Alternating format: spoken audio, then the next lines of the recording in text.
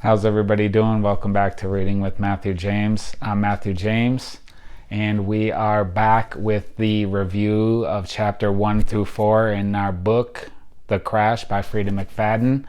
And we get right into it. We open up the book, and in the prologue, for those of you who don't know what a prologue is, it's a intro to a literary work. So it's like an intro to something that's written. It could be a play, a story, a musical, even poems have a prologue. And what the prologue does is kind of tell you what's going to happen in the story or in the play or the music. It gives you like a preview, if you want to call it. So in the prologue, right off the bat, Freida gets us with the "I've never killed before. I'm not a murderer." Like, it reels you in right away. I was taken back in the first two lines of the prologue, and then it goes on to have the character who seems like they're in the middle of committing the murder talk about how they're a good person and they've never done this before, and it just really reels you in. And let me just read the last line in the prologue. Said, "It was the only way." So right off the bat, in the beginning of the book, I'm reeled in. We got someone who's never killed before, not a murderer. It was the only way. Why was it the only way? See how the prologue kind of reels you into what the story is about. So now, of course, we want to read on because we want to know how this character got to this position. So we go straight into part 1, which says 1 week before the crash. And then you flip it open to chapter 1 called Tegan. Now, we know Tegan is the main character of the story. She's a 23-year-old broke girl, works at the grocery store, working double shifts, not making a lot of money. She lives in this rundown apartment that's scary. I mean, right in the beginning of the story, she pulls up to her apartment and she doesn't even want to go in the apartment when she sees somebody standing in her doorway to her apartment. So she's sitting in her car scared. Obviously doesn't live in a great neighborhood, but she lives in Maine. It's cold, so she finally gets out of the car and goes up, and it ends up being somebody she knows, a lawyer by the name of Jackson. Jackson is the lawyer to what we find out is that Tegan's 8 months pregnant, and Jackson is the lawyer to the father of her child.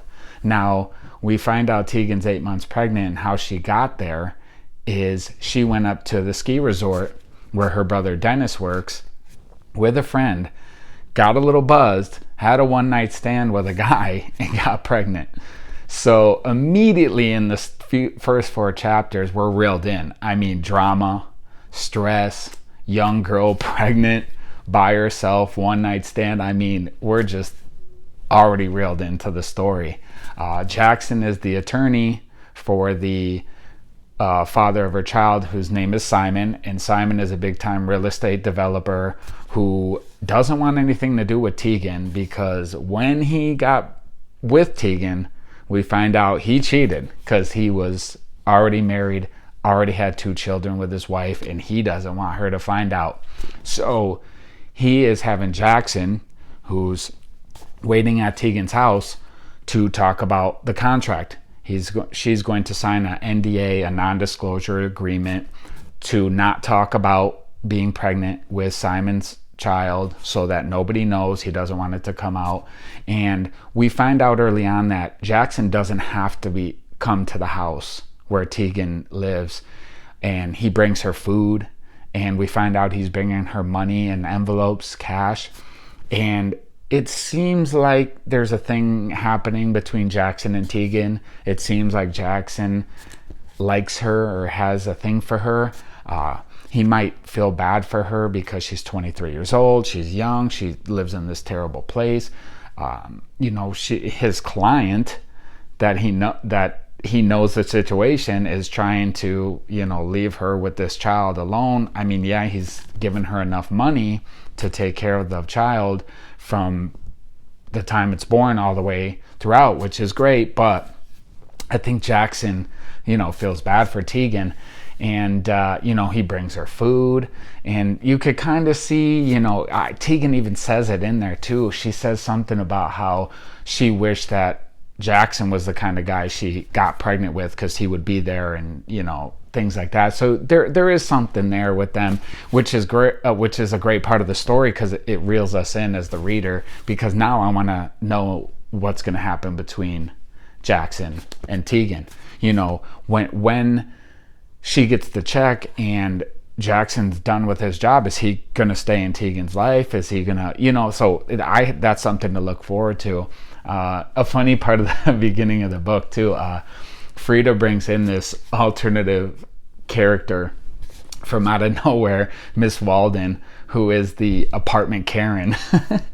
She comes up while Tegan's 8 months pregnant out of nowhere, and bothers her, telling her, oh, you got another man at your house, like she's promiscuous, and it's just so great for Freida to bring a character in there, like, because as a reader, we know what that's like. We all have somebody in the neighborhood who's the neighborhood Karen, right? The lady who should be worried about her own house and what she's got going on, but she's worried about me or you or whatever everybody else is doing, and always gossiping and stuff. So that character is really funny that Freida brings in, and it makes you look forward to what happens with the apartment Karen in the future. Also in the first 4 chapters, besides Jackson the attorney, besides Simon, the father of her child, we meet Dennis, who's her older brother.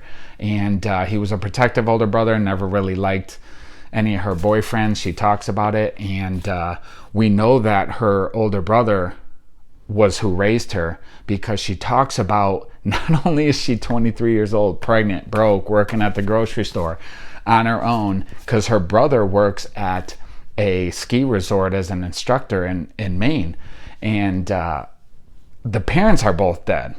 Her parents have passed away. The father died in his 40s from stressful, whatever his job was, his business was failing, and he had a heart attack. She mentions it. Then the mother died of cancer. So we know now too that Tegan is on her own, no parents, just the older brother. So I mean, this story is amazing, reels us in right away. It's like, and in some cases, when you read a story like this, it's easy to relate. That's why you get reeled in to want to read more about what's going to happen with Tegan, the pregnancy, the baby daddy. Does he just leave the whole scenario, or does he come back in any way? What happens with Jackson, the Karen, because it relates to people.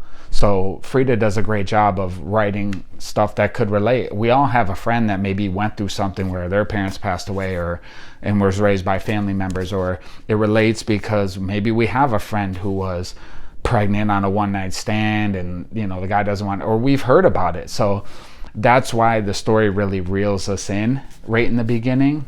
And I'm looking forward to reading the next chapters, because like I said, I want to know what happens with Tegan. I want to know about the giving birth. She says the baby is a she. We don't know how she knows it's a girl.